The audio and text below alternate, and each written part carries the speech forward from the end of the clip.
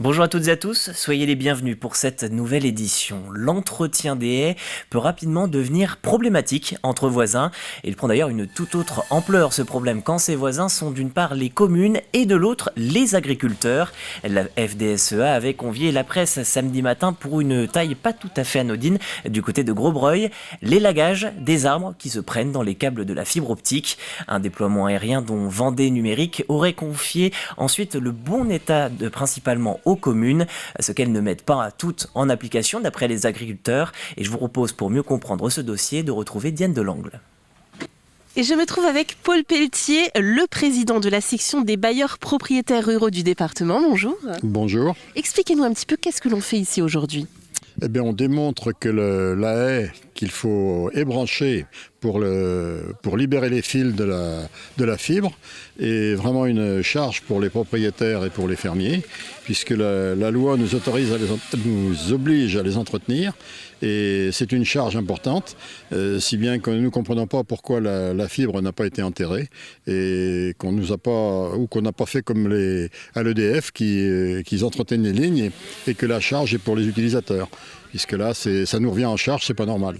Voilà, donc la situation en fait, c'est qu'on vous demande à vous finalement d'entretenir les arbres autour d'une ligne, alors que ça ne vous revient pas à vous normalement de faire ça. Tout à fait, et puis en plus c'est vexant pour nous, puisqu'on est quand même les premiers défenseurs de la nature, et qu'on nous demande de planter des arbres, on nous demande de maintenir des arbres pour l'équilibre carbone, et puis d'un autre côté, avec la loi, on nous oblige de couper les arbres.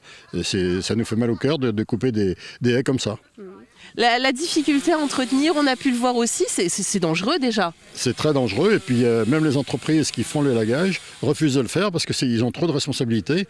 Parce qu'il faut savoir que si on abîme la ligne de la fibre, on a d'abord une amende de 1 600 € avant de commencer les réparations. Donc vous ajoutez le prix des réparations, on va se trouver à plusieurs milliers d'euros à chaque fois. Donc l'action que vous menez aujourd'hui, elle se fait simultanément à différents points de la région, c'est ça ? Oui, au niveau de la région, il y en a eu en Sarthe, il y en a eu en Mayenne, et aujourd'hui c'est en Vendée. C'est pour bien démontrer que la législation n'a pas été prévue comme il fallait. Voilà ce que l'on peut dire sur cette opération haies et fibres. Merci beaucoup de nous avoir reçus. En bref, la brigade territoriale autonome du Poiret-sur-Vie recherche actuellement une femme âgée de 79 ans. Hélène Pifteau circule dans un véhicule Citroën C3 gris, un vieux modèle immatriculé 3934 XI85. Elle est atteinte de la maladie d'Alzheimer.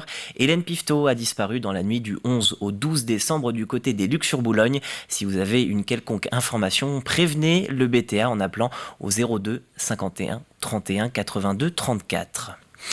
Depuis quelque temps, il est de plus en plus difficile de s'approvisionner en amoxicilline en pharmacie. Cet antibiotique est pourtant très utilisé pour les enfants afin de traiter les otites, les angines ou encore certaines infections dentaires. Ce souci d'approvisionnement se conjugue avec une difficulté à trouver certaines marques de paracétamol. C'est donc un véritable casse-tête pour les pharmaciens. Ils doivent trouver des solutions de remplacement. L'amoxicilline, c'est l'antibiotique le plus employé chez les enfants.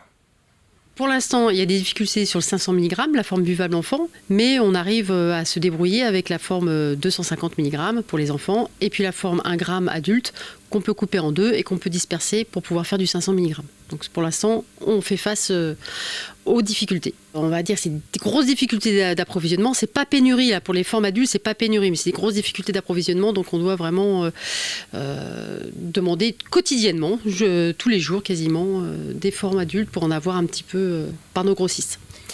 Tout autre chose à présent, comment protéger la faune et la flore marine face à la surpêche ? Comme chaque année, l'Union européenne, à travers la Commission, réfléchit à de nouveaux quotas de pêche. Cette année, Bruxelles envisage d'avancer l'arrêt de la pêche à la civelle de 3 mois dès janvier 2023. Problème, ce poisson, la progéniture de l'anguille, fait vivre 17 bateaux à Saint-Gilles-Croix-de-Vie, soit un tiers de la flotte gillo-crucienne. Arrêter cette pêche pourrait donc peser sur l'économie locale. Les précisions d'Agathe Poulet. Ce petit poisson est au cœur des discussions suite à la proposition d'une loi de la Commission européenne sur l'arrêt de la pêche à la civelle pendant 6 mois. Pour la Fédération de la pêche, cette loi pourrait permettre de favoriser la reproduction et protéger ce poisson. Sur les 8 passes à anguilles installées en Vendée, seulement 4 kilos de cette espèce ont été recensés cette année. Notre fédération nationale avait proposé déjà il y a quelque temps un moratoire, c'est-à-dire une interdiction de toute pêche de l'anguille à tout stade pendant 5 ans. Et donc cette mesure n'avait pas été retenue. Donc là, cette mesure-ci sur les civelles, bien évidemment, ne peut que nous intéresser. Et nous espérons qu'on verra d'ici quelques années une remontée des effectifs de l'anguille sur notre territoire. Et par rapport aux observations qu'on peut faire sur nos passes à anguille, on sait très bien que quand la pêche cesse à la bonne période, on a des remontées d'anguilles qui sont un peu plus importantes. Mais cette proposition n'enchante pas tout le monde. Au-delà de l'enjeu environnemental, la pêche maritime est inquiète face aux risques économiques et sociaux, puisque 150 bateaux de la région sont concernés et représentent 56% du quota national de civelles. La protection du milieu passe aussi peut-être par la protection aussi des gens qui vivent de ce milieu. Mais il faut savoir que ces bateaux-là ont des patrons, des matelots, il y a des familles derrière, il y a toute une économie qui gravite autour. On a des navires, aujourd'hui leur survie est assurée par la capture de la civelle. En plus, si on a une fermeture de pêcherie, il faut juste que le gouvernement français dise à la Commission européenne qu'il va falloir payer pour que cette activité, c'est-à-dire la pêche artisanale dans son ensemble, n'existe plus en France. Pour le moment, la Commission européenne n'a pas encore rendu sa décision sur ce possible arrêt. La civelle fait également l'objet de plusieurs sujets géopolitiques et de phénomènes de braconnage. François Blanchet, le maire de Saint-Gilles-Croix-de-Vie, est d'ailleurs justement à Bruxelles depuis hier après-midi à l'occasion du Conseil des ministres de la pêche qui devait ouvrir ce dimanche. Le premier édile a rencontré le secrétaire d'État chargé de la pêche, le secrétaire d'État français. Le but, conserver ce droit de pêche jusqu'à l'issue de la saison. La décision sera prise dans les prochaines heures. Comme chaque lundi, retour sur le sport du week-end avec tout d'abord la fin de parcours en Coupe de France féminine de La Roche-et-Sceaux. C'était le deuxième tour de cette compétition de football. Le match avait pourtant bien débuté pour les Lyonnaises avec un premier but dès la 5e minute sur corner face à Montauban. Les visiteuses vont alors égaliser quelques minutes plus tard. En seconde période, les Montalbanaises vont finalement scorer en toute fin de rencontre au bout du temps réglementaire. Score final 2-1, les Lyonnaises sont donc éliminées. Et puis un tout petit mot sur les rings de boxe. Les deux frères Gros, Enzo et Hugo, se sont qualifiés dimanche pour leur finale respective du championnat de France de boxe. Tous deux sont licenciés dans le club de boxe 85. Le verdict de la compétition, c'est samedi prochain à Asnières-sur-Seine. Ils poursuivent leur parcours vers leur rêve, les JO de Paris en 2024. C'est ainsi que s'achève cette édition. Je vous remercie de l'avoir suivi. L'info revient dès ce soir à 18h en direct. À tout à l'heure.